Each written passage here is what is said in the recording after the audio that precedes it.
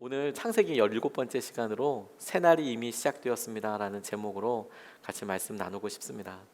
우리의 삶에 이런 어려움과 문제들이 언제 끝나나 이런 질문을 하게 될 때가 있죠. 그런데 주님께서 이미 새날을 여셨고 이미 새날을 시작하셨습니다. 오늘 노아가 방주에서 1년여 동안에 있었던 일, 그리고 홍수가 끝나는 여러 과정들을 통해서 우리에게 이미 임한 영적인 은혜와 진리를 축복으로 우리가 함께 붙잡을 수 있으면 좋겠습니다. 어느 분이 늦게 공부에 대해서 마음을 두셨대요. 근데 이분이 귀가 확 열린 게 성악이 그렇게 좋으시더래요. 성악이. 근데 본인은 뭐 예고를 나온 것도 아니고 그냥 공고 나왔는데 음악이 갑자기 확 좋아지니까 열심히 레슨을 받고 노력을 하지만 쉽지가 않은 거예요. 더군다나 집이 너무 어려워서 레슨을 이렇게 열어줄 수 있는 기회가 없었거든요. 그래서 3수까지 했는데 대학을 떨어지고 나서 군대 갔다 오게 됐답니다. 근데 군대 갔다 오고 나서도 음악이 너무 좋더래요. 성악이. 그래서 집에서는 밀어줄 수 없으니까 내가 할 거야. 내가 내 돈으로 할 거야. 그래서 배달도 하고 신문도 돌리고 그래서 이제 섭외를 해서 레슨을 받는데 너무 곤욕스러웠겠죠. 또 입시로 이렇게 레슨 받는 거는 또 적지 않게 비싸거든요. 그런데도 난 음악 너무 좋으니까 그거 할 거야. 그렇게 했답니다. 아주 비장하게 준비를 해서 정말 말도 안 되게 대학을 붙은 거예요. 성악에. 그 참 쉽지가 않은데 그래서 대학을 턱 붙었습니다. 근데 들어가고 나서도 집에 이 가문에 처음으로 대학에 들어간 사람이 나온 거예요. 또 집은 너무 가난해서 등록금을 대줄 수 있는 형편이 되지 않고 서울에 연고가 있었으면 그래도 좀 다른 레슨을 좀 알아주고 그럴 텐데 서울에 연고도 없으니까 여전히 배달, 여전히 알바를 하면서 몸으로 때우는 알바를 하면서 그렇게 힘들게 대학생활을 이끌어가고 있었습니다. 근데 한 번은 노래를 막 이렇게 진짜 내가 좋아하는 이 노래 열심히 노래를 하고 있는데 선생님이 노래를 딱 끝이게 하더래요. 헝그리 정신으로 이렇게 열심히 노래를 하고 있는데 딱 끝이게 하더니 교수님이 실수를 하는 그 여러 모습을 보더니 갑자기 야, 너 가을이 보이냐? 이렇게 물어보시더래요. 갑자기 노래를 하다 말고 끝이게 하더니 야, 너 가을이 보이냐? 가을이 보여? 이렇게 물어보시더래요. 그러니까 이 청년이 너무 당황스러워서 예? 무슨 말씀이신지 그랬더니 이 선생님이 갑자기 벌컥 화를 내시면서 나가 이 자식아 이렇게 얘기하대. 나가 이 자식아. 넌 지금 백날 노래해도 안 돼. 레슨 필요 없으니까 얼른 나가서 가을이나 보고 와 이러더래요. 얼른 나가서 가을이나 보고 와. 너무 억울하기도 하고 당황스럽기도 하고 아니 모르면 등록금 냈으니까 알려줘야지. 나가서 가을 보라고 그러면 어떡하냐 이런 생각이 들었대요. 근데 나중에 시간이 지나서 보니까 자기가 이런 헝그리 정신으로 열심히 노래를 하는데 노래를 할 때 이 마음에 이런 도끼가 같이 나오는 거예요. 그런데 우리나라 노래도 그렇지만 이태리 가곡이나 독일 가곡이나 대부분이 사랑 노래이거든요. 그래서 사랑의 연가를 이렇게 자기가 사랑하는 연인한테 이렇게 막 이렇게 불러주는데 그러면 잔잔하기도 하고 애달기도 하고 이런 사랑의 모습이 신압으로 다가가야 되잖아요. 그런데 이 형제가 노래를 부르면 뭐든지 다 행진곡 군가 느낌이 나는 거예요. 아주 비장한 장엄한 막 이런 노래가 막 계속 나오니까 야 나가 나가서 가을 보고 와 이렇게 이야기를 하더래요. 그리고 몇몇 시간들마다 못한다고 계속 지적을 받으니까 너무 좌절이 됐답니다. 어떻게 될지도 모르겠고 알려주든지 뭔지도 모르겠고 언제 끝날지도 모르는 이런 일을 하는데 좌절과 좌절에 거듭하다 보니까 의기소침해져서 이렇게 걷고 있는데 갑자기 발끝만 보고 이렇게 떠들떠들 걷고 있는데 낙엽이 하나가 이렇게 포록 떨어지면서 자기 발밑에 이렇게 떨어지더래요. 고개를 숙인 채 묵묵히 걸어가다가 그 낙엽을 보는데 무심코 고개를 이렇게 들어서 보게 됐답니다. 근데 너무 깜짝 놀랐대요. 자기 앞에 펼쳐져 있는 그 매일마다 봤던 풍경이거든요.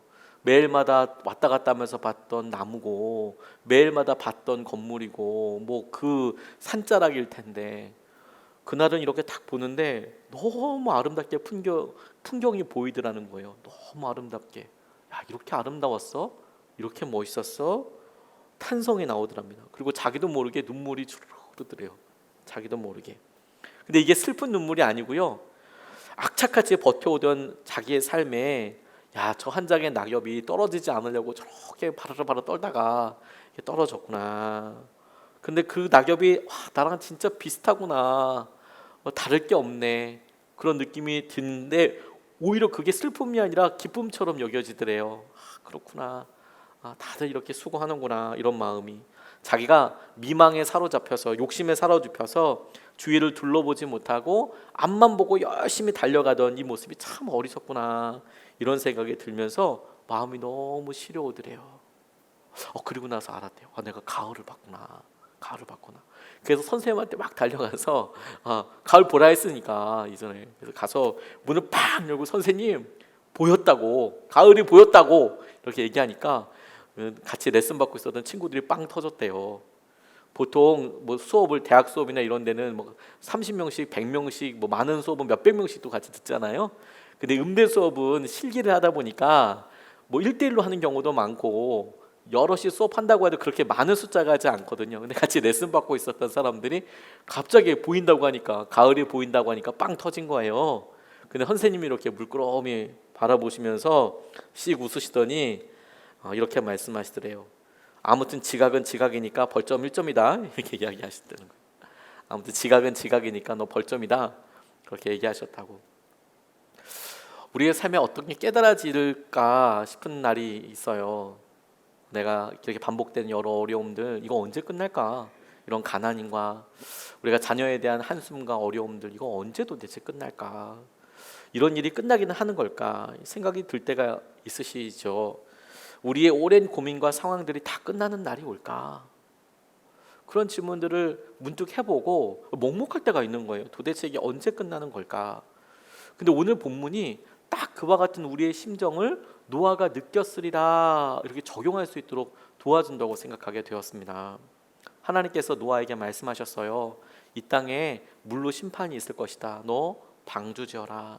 그래서 방주 열심히 지었습니다. 언제 일어난다고 말씀해 주진 않았지만 방주가 완성되어 가고 하나님께서 하시는 일들을 보았어요. 그리고 들어갈 때 언제 이 홍수가 끝날 거야 라고 말씀해 주셨으면 진짜 좋았을 텐데 하나님이 그렇게 말씀해 주지 않으셨어요. 들어가라.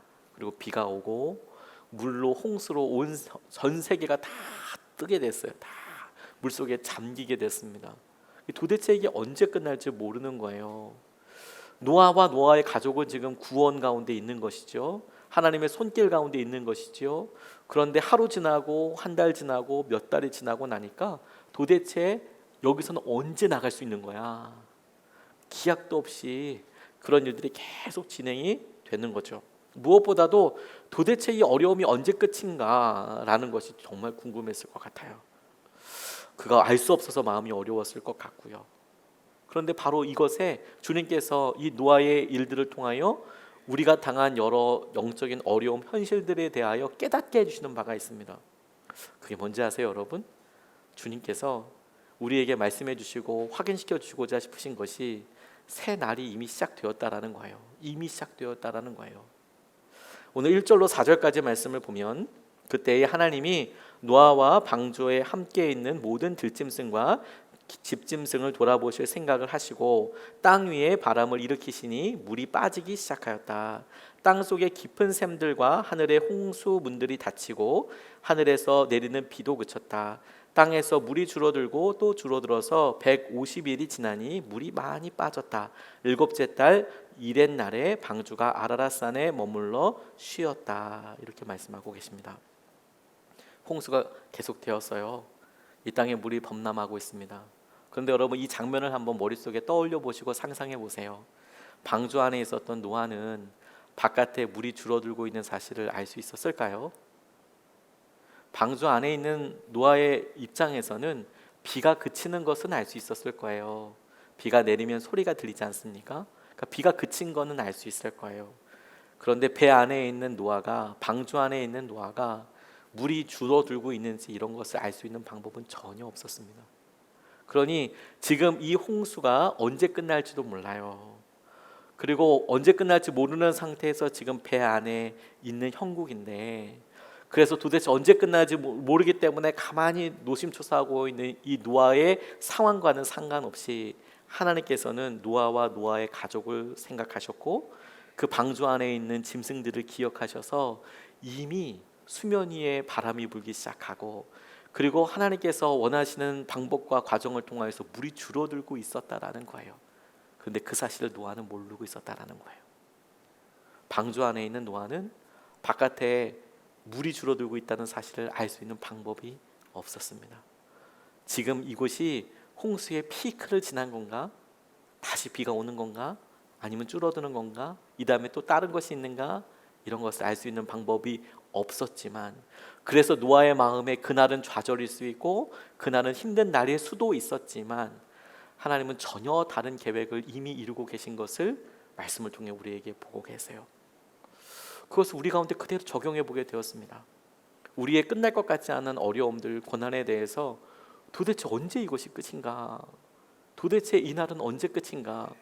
우리가 이런 은혜를 누리고 있는 것이 사실은 주님의 구원 가운데 있는 것임에도 불구하고 어느 순간에 우리의 삶이 계속 단조로워지고, 그리고 오히려 우리가 기도했던 것으로 인하여서 무게감이 너무 커질 때 이게 도대체 언제 그 다음으로 넘어가나 싶잖아요. 그래서 좌절이 될 때가 있잖아요. 여러분 기억하세요. 새날은 이미 시작되었어요. 주님께서 이미 그 한가운데에서 수면을 운행하기 시작하시고 이미 물을 줄어들게 하고 계시는 거예요. 코로나로 인하여서 우리가 참 어려운 시기를 겪고 있습니다.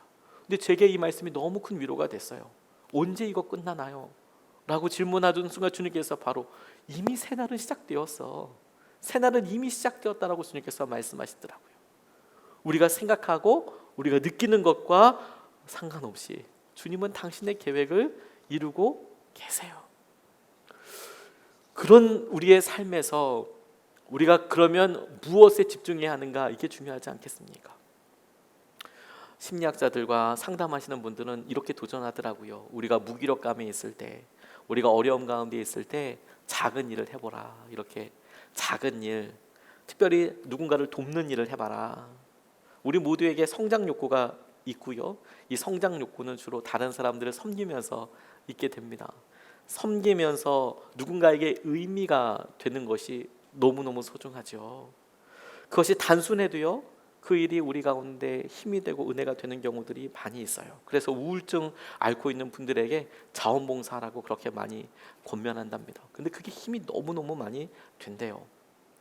노아에게 있어서 하나님께서 동물들을 엄청 보여주셨어요. 그리고 노아의 대부분의 삶의 일과 중에 대부분의 시간은 그 동물들과 관련된 일이었음에 틀림없습니다. 동물들이 깨어 있었는지 자고 있었는지 그거는 알 길이 없지만, 그럼에도 불구하고 그의 삶의 그 방주에 적어도 동물들과 관련된 일이 날마다 있었을 거예요. 근데 그런 일들이 노아의 마음속에 있는 두려움과 어려움들에 주님께서 완전한 구원과 세일을 이루실 때까지 아주 소중한 존재의 의미이고 목적이었다라는 거예요. 우리를 지금 힘들게 하고 어려워 보이는 여러 일들이 사실은 우리를 존재감 가운데 누리게 하는 기쁨의 통로가 되고 있는 거예요. 근데 그렇게 바라보고 나아가면 우리가 반드시 거쳐가는 과정들이 또 있더라고요. 하나님께서 이미 새 일을 이미 시작하셨잖아요. 새 날을 이미 시작하셨잖아요. 그리고 주님께서 완전히 우리를 구원하실 날이 올 거예요. 이 사이에 우리가 조심해야 될 것들이 있습니다. 조심해야 될 것들. 저는 그것을 6절에서 12절까지 말씀을 통해서 발견했는데, 내용은 이런 내용입니다. 노아가 물이 얼마나 빠졌는지 보고 싶었어요. 알고 싶었어요. 그래서 까마귀도 보내고 비둘기도 보내고, 비둘기 몇 번 보내가지고 올리브 잎새, 감람나무 잎새를 갖고 오기도 하고, 그래서 물이 얼마만큼 빠졌는지를 예상하고 추측하기도 하는 내용입니다.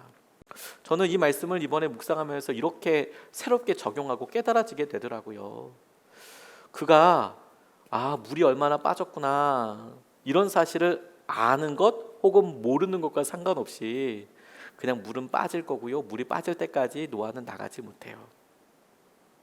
다시 말해서 노아가 물이 얼마나 빠졌는지를 알았다고 해서 바뀌는 건 아무것도 없어요. 그렇죠? 방주가 열릴 때까지 나갈 수는 없는 거거든요. 근데 알고 싶었다라는 마음은 저는 너무 공감이 갑니다. 이 도대체 고통이 언제 끝인가, 나가는 날은 언제인가, 구원이 완성되는 날은 언제인가에 대해서 궁금할 것 같아요. 그런데 그걸 주님께서 모든 일을 당신의 시간과 과정대로 하실 거야 라는 결론을 붙잡아 놓고, 그래 내 마음에 지금 얼마만큼 되었는지 진행되었는지를 알려고 하는 것 자체가 나쁘다고 할 수 없지만 조심해야 될 것은 있어요. 그 가운데 생기는 일들로 우리의 마음과 영적인 상태가 일희일비하면 안 된다는 거예요. 우리가 우리의 영적인 상태와 우리가 이런 어려움이 언제 끝난지를 알고 싶어요. 본능적이죠. 그래서 까마귀 한 마리 보냈네요. 그랬더니 내가 원하는 결과가 아니에요. 낙담하는 거예요. 낙담하는 거예요. 내가 이렇게 기도했더니 이 기도하면 하나님께서 이렇게 응답해 주시면 내가 이렇게 생각하겠다고 생각하고 기도했는데 안 들어주시는 거예요. 낙담도 되고 실망도 돼요. 그리고 또 다른 일을 해봤더니 또 이렇게 뭐 결정하게 되고 아파트가 팔리게 되기도 하고 뭐 이런 일들이 또 열려요. 그럼 또 기뻐요. 우리에게 보여지는 일, 우리에게 생각되는 일, 경험되는 일, 그것 가지고 일희일비하는 것이 우리 인생의 목적도 아니고 우리 인생의 제일 중요한 것도 아니에요. 우리 인생에서 제일 중요한 것은 이런 시기와 어려움들을 통하여서 우리를 구원하시는 하나님의 방주 안에서 하나님과 온전히 신뢰하며 살아가는 거예요. 그게 우리에게 주어진 일이에요. 그러니 우리가 무엇 때문에 낙심하는가, 무엇 때문에 슬퍼하는가, 무엇 때문에 기쁜가도 조심스럽게 질문해 보면서, 그래서 하나님을 더 의지하게 되었나, 하나님을 신뢰하게 되었는가까지 고민하고 생각해 봐야 하는 겁니다. 그리고 동시에 그런 마음으로 우리의 마음에서, 우리의 생각에서 부정적인 말을 할 필요도 없는 거예요. 믿음으로 말할 수밖에 없는 거죠. 왜 그렇게 이야기합니까? 주님께서 우리를 구원하여 주시지 않을 거면 굳이 방주 안에 들여가시겠습니까? 주님께서 우리를 온전히 구원하지 않으실 거면, 우리를 온전히 주님의 마음대로 바꾸시지 않을 거면 우리를 구원을 왜 해주셨겠어요? 방주 안에 들여보내셨으면 나갈 날도 있을 거 아니에요? 그러니 그 약속을 믿고 주님 앞에 나아가 믿음으로 말하는 게 너무너무 중요하겠다고 싶어요. 어느 분이 가만히 무기력감을 겪으시는 분들을 보니까 되게 해결할 수 없을 것 같은 문제들 때문에 많이 무너지시더래요.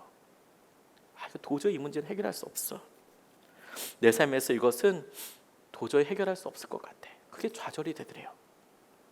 근데 또 그런 분들을 오랫동안 지켜보니까 한 가지 특징이 뭐냐면, 거기서 나오신 분들 보니까 해결할 수 없을 것 같은 문제들이 지나고 나니까 다 해결할 수 있는 문제들이더래요. 이게 해결이 된 거구나. 결국에는 그 전에 있을 때는 도저히 해결할 수 없다고 생각했는데 지나고 나니까 다 해결이 되는 거구나.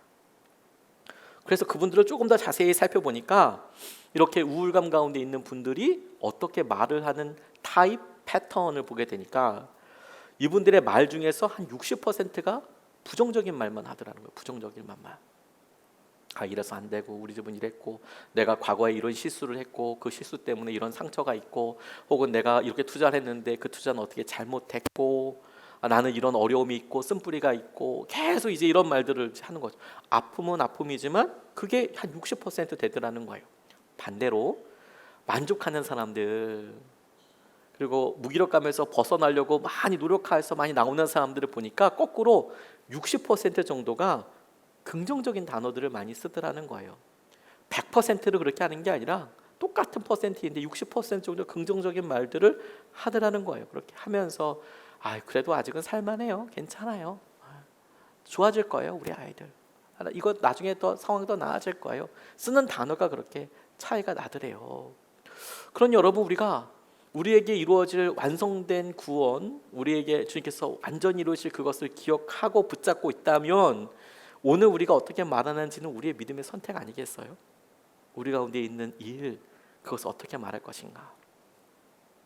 어느 여자분이요, 근래에 이 코로나19로 인하여서 엄청 스트레스를 많이 받으셨대요. 아이들이 좀 크니까 이제는 육아 스트레스 없을 거라고 생각했는데 갑작스럽게 이 다 큰 애들로 인하여서 육아 스트레스가 막 생기는 거예요. 학교를 안 가니까 이것들 밥을 먹여야 되잖아요.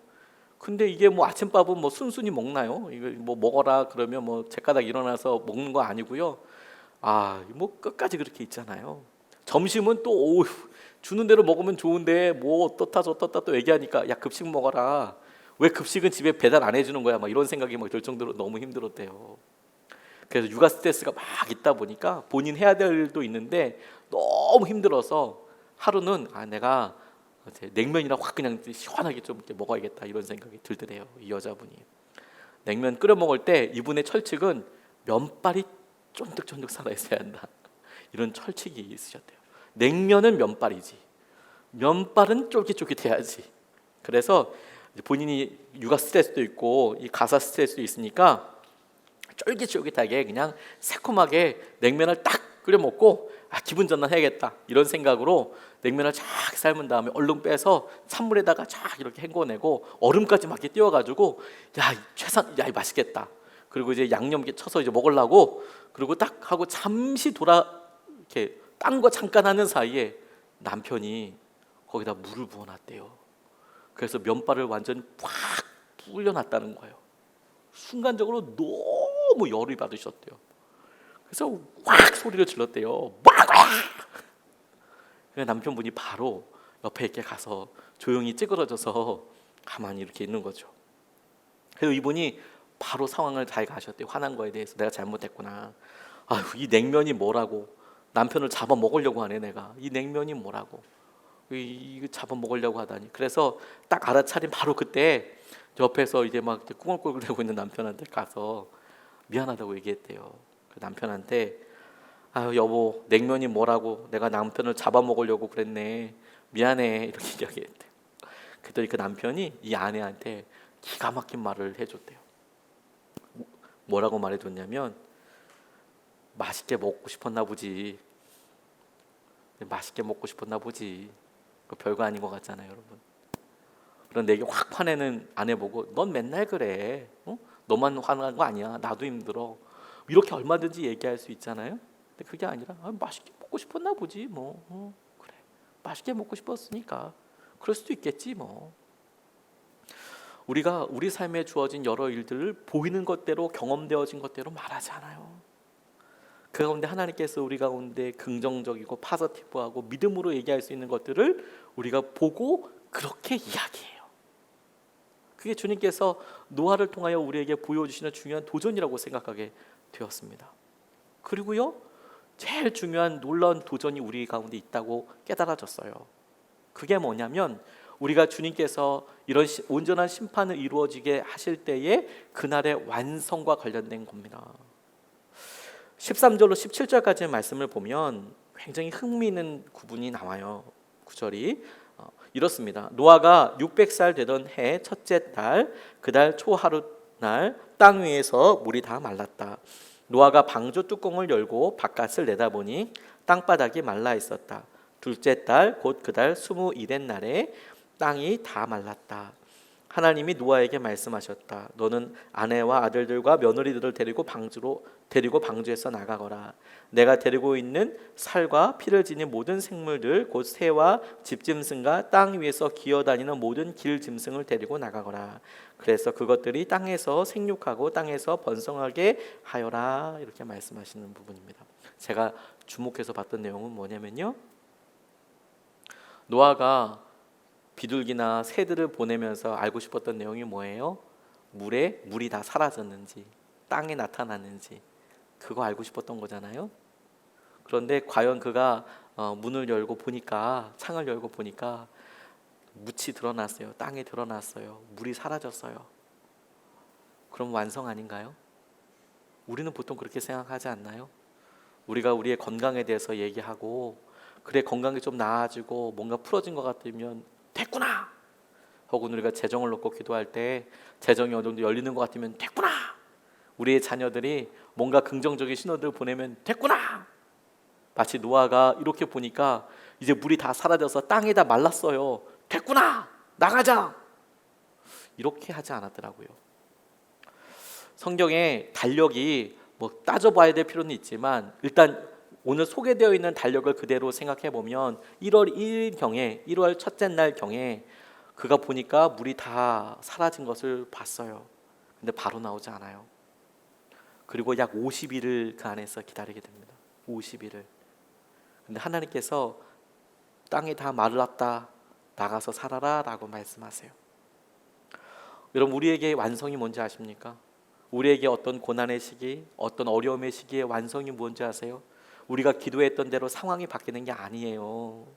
우리의 기도대로 무언가가 보여지는 게 아닙니다. 주님께서 말씀하실 때까지예요. 그게 완성이에요. 주님께서 우리에게 말씀해 주시고 우리에게 당신의 인도하심을 내려주실 때까지. 방주 안에 들어가는 것도 주님의 말씀과 명령을 따라서 가는 거예요. 방주에서 사는 것도 주님의 말씀과 은혜 가운데 사는 거예요.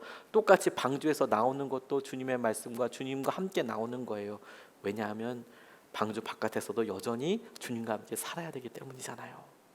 우리가 이 사실을 참 많이 놓쳐버려요. 우리에게 주님께서 주시는 놀라운 은혜를 우리가 같이 참아서 잘 왔단 말입니다.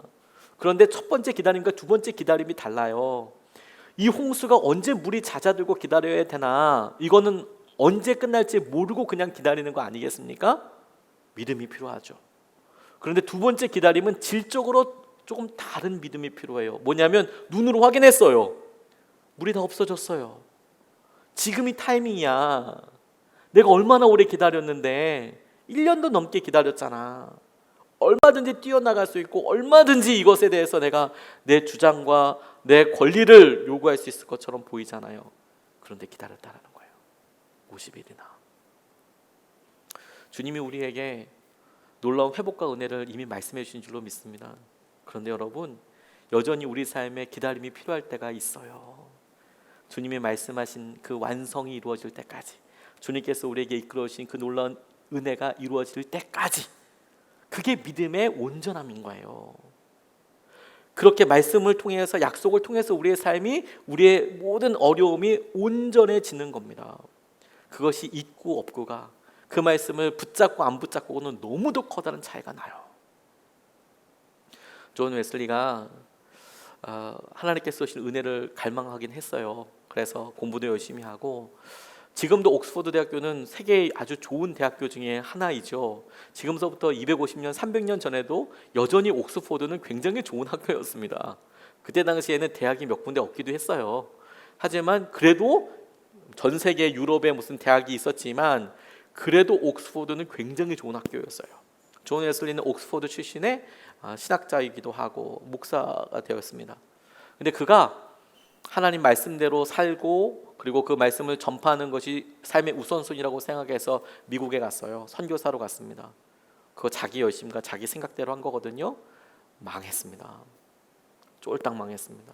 아니, 아주 비참한 실수를 하고 돌아와요. 그가 가서 그곳에서 그의 학식과 그의 설교가 탁월했기 때문에 사람들에게 인정은 받았지만 그곳에서 한 여인과 사랑에 빠졌어요. 그럴 수 있죠. 총각이었으니까 그게 문제가 되겠습니까? 그래서 그 여자를 따라다니면서 결국에는 결혼 승낙까지, 약속까지 해요. 그럴 수 있죠. 그게 무슨 범죄겠어요? 그런데 주위에 있는 사람들이 그 여인에 대해서 조금 다르게 이야기하는 거예요.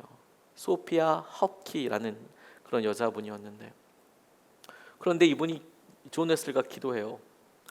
하나님, 이 여자가 주님께서 주신 그 여자 맞습니까? 아니면 아닌가요?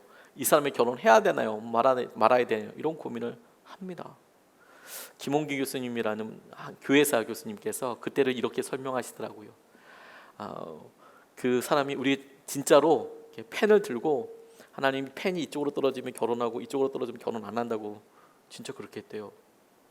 기도를 하고 이 결혼을 할까요 말까요? 그래서 펜을 세워놓고 떨어뜨렸다는 거예요. 그래서 결혼을 안 하기로 결정을 했대요.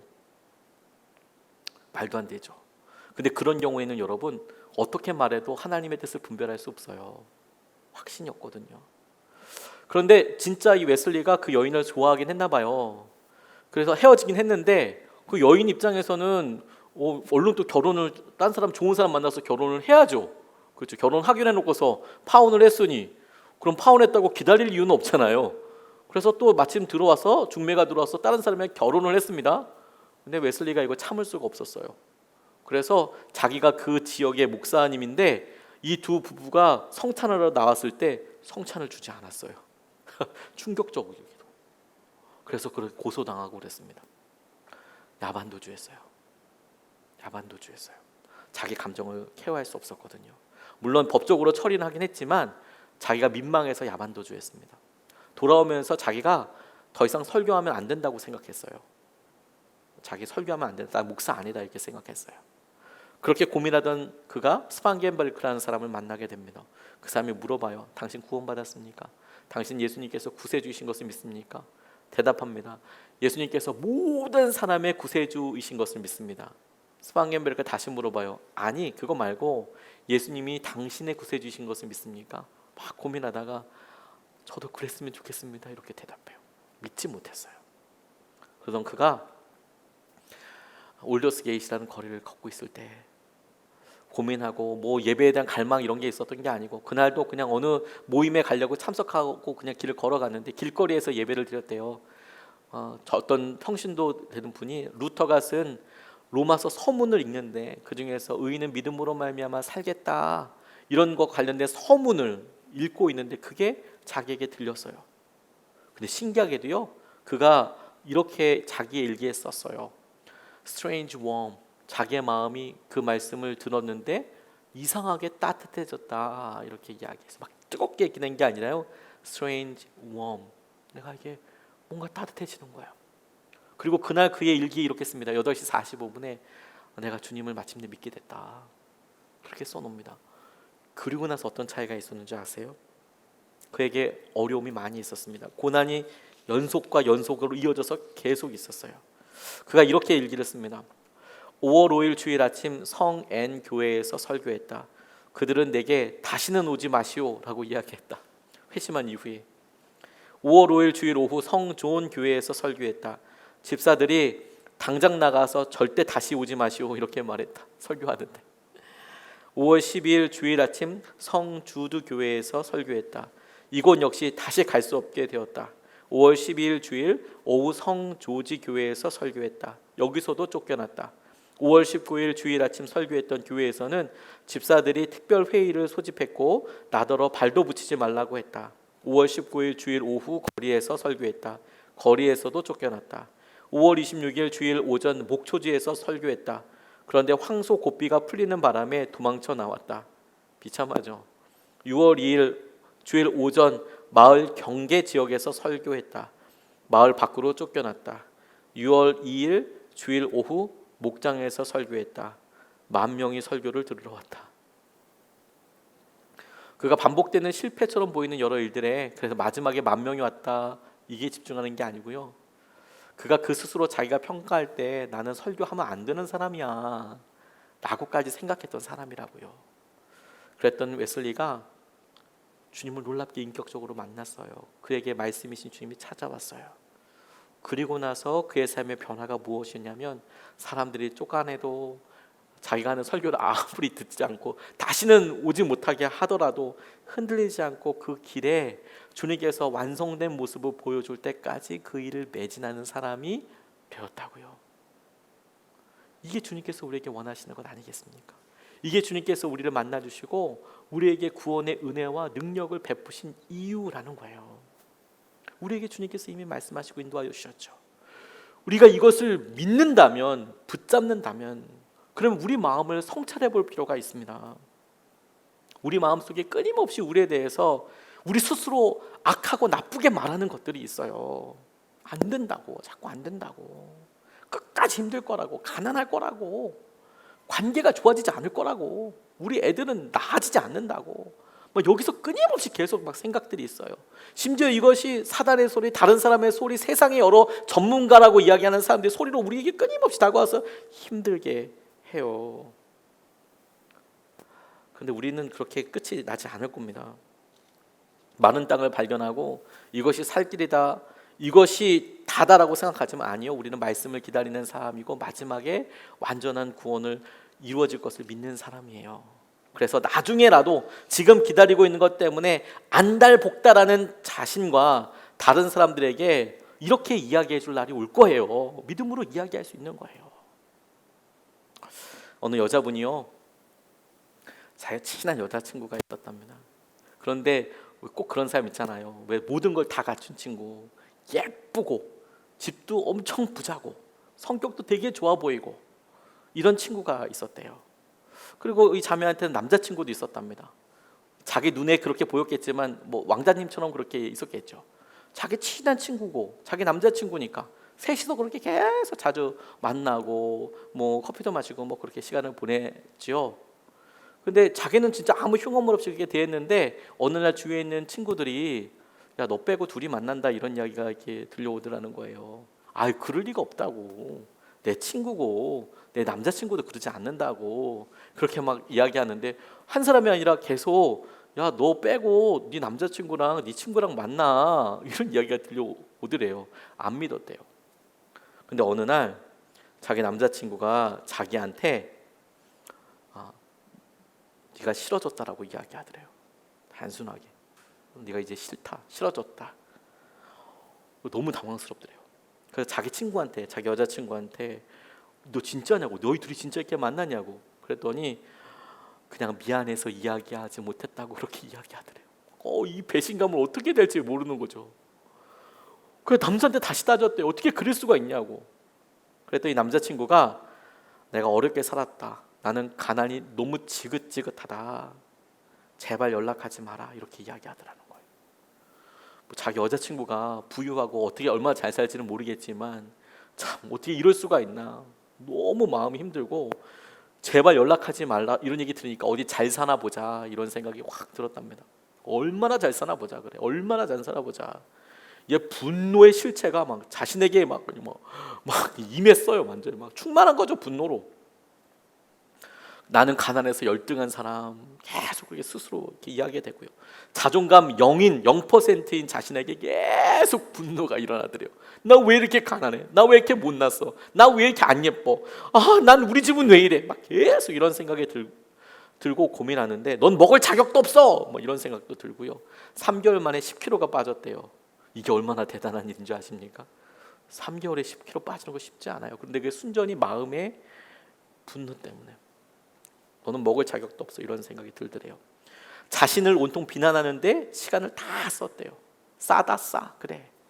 근데 어느 날 봄이 돼서 길을 지나가는데 예쁜 마네킹에 옷이 이렇게 봄옷이 걸려 있는데 옷이 이렇게 있으니까 이렇게 가서 쓱 보는데 그 쇼윈도우에 그 창문에 자기가 이렇게 쏙 비치는 거예요. 자기 모습이. 그런데 깡마른 분노에 찬 여자가 자기를 째려보고 있더래요. 그 쇼윈도우에 깡 마르고 분노에 찬 여자가 자기를 째려보고 있더래요. 그게 자신이죠. 자기가 이렇게 봤는데 분노에 찬 여인이 자기를 이렇게 쳐다보고 있더래요. 와, 그거 보고 정신을 차렸답니다. 가만 생각해 보니까 이 분노라는 게 독약은 내가 마시고 저놈들이 죽기를 바라는 그런 거더라는 거예요. 독약은 내가 마시고 그놈들이 죽기를 바라고 있는 거더라는 거예요. 이렇게 살면 안 되겠다. 이런 생각이 들어서 나답게 살 수 있는 방법이 뭘까? 가장 가성비가 좋은 복수는 뭘까?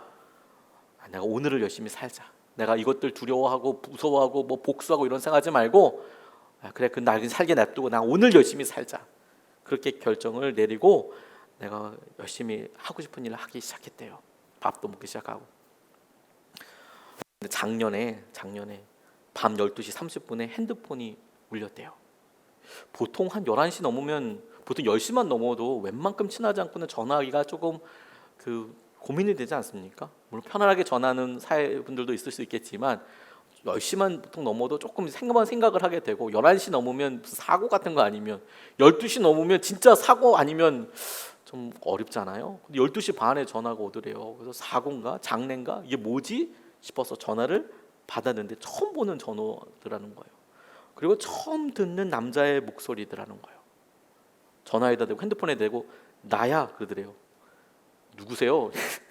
간밤중에 전화해가지고 모르는 남자가 전화해서 나야 그러면 진짜 짜증나잖아요. 누구세요? 그랬더니 나야. 누구세요? 그랬더니 이름을 말하는데 처음에는 몰랐대요. 그리고 알았대요. 예전에 그놈이 전화를 했더라는 거예요. 전화를 12시 반에 그 녀석의 목소리더라는 거예요. 감격해서 눈물이 나더래요. 감격해서 막 너무 반가워서 눈물이 아니라 자기는 도저히 잊을 수 없을 것 같았던 목소리를 까맣게 잊고 살았구나. 너무 대견하더라는 거예요. 어이구 고생했네. 어이구 고생했어. 이런 생각이 들더래요. 자기는 절대 못 잊어버릴 줄 알았는데 진짜 목소리도 못 알아듣고 처음에 이름도 언뜻 잘 몰랐는데 잊고 잘 살고 있더라는 거예요. 그때는 정말 죽을 것 같았는데 잊고 잘 살고 있는 자기 모습을 자기가 발견하니까 야, 너무 고생했다, 너무 수고했다, 이런 생각이 확 들더래요. 자기 머리를 쓰다듬어 주고 싶었대요. 물어봤대요. 왜 전화했냐고. 왜 전화했어? 이렇게 물어봤더니 이 남자가 이야기하더래요. 야, 요즘 네가 쓴 책 봤어. 네가 쓴 책도 봤어. 네가 나오는 방송도 봤어. 사과하고 싶어서. 네가 이렇게 잘 될 줄 몰랐어. 상처 준 거 미안하다, 이렇게 이야기하더라는 거예요. 네가 이렇게 잘 될 줄 몰랐어. 상처 준 거 미안하다. 그런데요, 이런 일들이 있으니까 자기가 웃으면서 우아하게 한마디 끊고 한마디 하고 전화를 끊었대요. 우아하게 한마디 딱 하고 끊었대요. 뭐 오래 통할 일도 아니잖아요. 야, 네가 이렇게 잘 될 줄 몰랐어. 네가 쓴 책도 봤고 방송도 봤어. 진짜 네가 이렇게 잘 될 줄 몰랐어. 그런데 이 여자분이 전화를 대고 딱 한마디 이렇게 이야기했답니다. 너는 몰랐어? 나는 알았어. 그러고 끊었대요. 너는 몰랐어? 나는 알았어. 우리가 우리의 삶에 대해서 우리 가운데 오래 풍랑 안에 있는 것 같고 언제 이게 결과가 있을 것 같을까 싶은 일들이 참 많죠. 근데 여러분, 우리는 주님께서 방주에 구원하여 주신 분이고 그리고 방주 바깥의 삶으로 이끌어가고 계시는 분이에요. 눈에 보이는 것으로 우리가 흔들리지 않습니다. 그래서 주님께서 우리 가운데 주실 놀라운 은혜와 그 완성된 모습을 믿기에 지금 우리 가운데 있는 막 여러 참소하는 소리, 심지어 우리 자신에 대해서 미래에 우리가 이렇게 이야기해 줄 수 있어요. 너는 말씀대로 이루어질 줄 몰랐어? 나는 알았어. 너는 그것이 말씀대로 이루어질 줄 몰랐어? 나는 알았어. 주님의 놀라운 은혜가 이미 시작됐어요. 여러분, 우리가 노아처럼 주님의 놀라운 방주 안에 있어요. 방주 안에 있다 보니까 도대체 이 물은 언제 쭈는지 분명히 우리를 살려주시는 것 같은데 도대체 언제 쭈느냐 질문하지만 여러분, 오늘 이 시간에 영적인 눈이 열려서 제대로 바라보시길 축복합니다.